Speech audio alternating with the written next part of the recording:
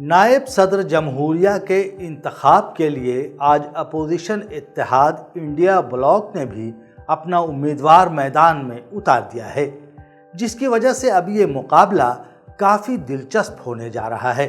Opposition ने साबिक supreme court जज बी सुदर्शन रेड्डी को नामजद किया है, जबकि हुक्मरान इत्तेहाद एनडीए पहले ही बीजेपी के सीनियर लीडर और मौजूदा गवर्नर सीपी राधाकृष्णन को अपना उम्मीदवार बना चुका है।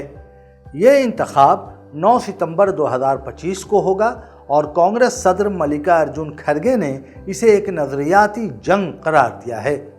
उम्मीदवारों के पस मंज़र पर अगर नज़र डाली जाए तो बी सुदर्शन रेड्डी 1946 में तेलंगाना में पैदा हुए, गुवाहाटी हाई कोर्ट के चीफ जस्टिस और सुप्रीम कोर्ट के जज रहे और गोवा के पहले लोकायुक्त भी बने।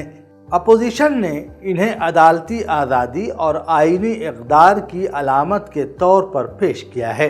दूसरी जानिब सीपी राधाकृष्णन 1952 में तमिलनाडु के कोयम्बटूर में पैदा हुए, 2 बार लोकसभा के रुकन रहे, बीजेपी के रियासती सदर भी रहे और हालिया बरसों में झारखंड व महाराष्ट्र के गवर्नर रहे। वो अपनी सियासी वफादारी और तंजीमी सलाहियत के बायस एनडीए के उम्मीदवार बनाए गए हैं। हम आपको बताते चलें कि नायब सदर का इंतखाब पार्लियामेंट के दोनों ऐवानों के अरकान करते हैं। मौजूदा इलेक्टोरल कॉलेज में 782 अरकान हैं और जीतने के लिए कम से कम 392 वोट दरकार हैं। मौजूदा ताकत कुछ यूं है।